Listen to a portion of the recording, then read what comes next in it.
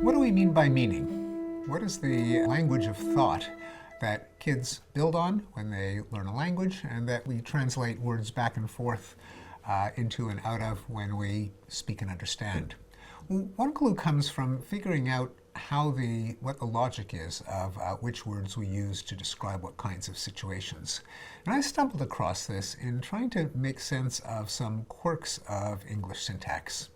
Why can you say, I threw him the ball, I gave him the present, or I threw the ball to him or gave the present to him? There's something a little bit odd about saying I lowered him the box. Or why can we say I told him the story or I told the story to him? We say I whispered the story to him, but not I whispered him the story. It sounds a little bit off if you're a native English speaker. How come you can say I poured water into the glass, but not I poured the glass with water?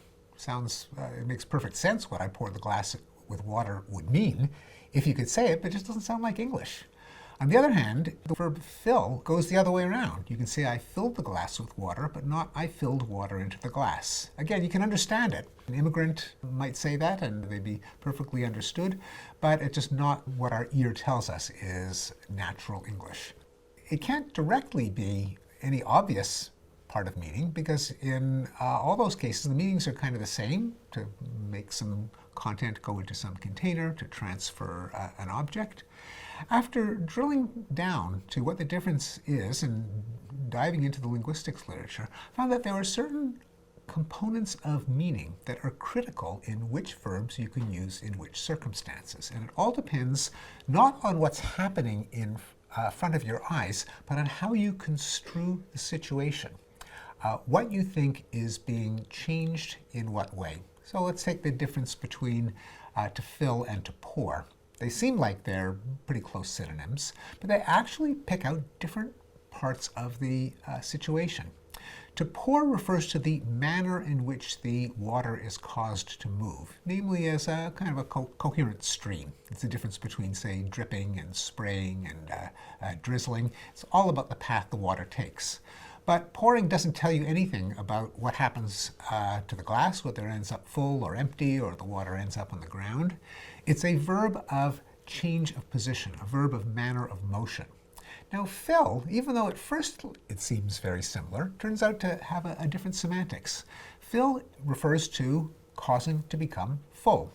You can fill a glass in any of a number of ways. You could open a tap, you could pour from a pitcher, you can leave it outside during a rainstorm, you can put it underneath a leaky pipe. The water can get to it in all kinds of ways as long as the glass ends up full. The difference is that pour means cause the water to go, fill means cause the glass to change state.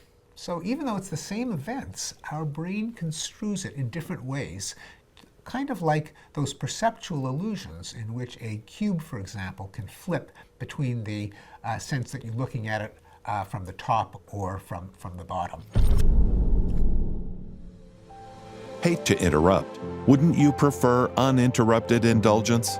Head to findqualia.com to access the entire series by the genius Steven Pinker, completely ad-free.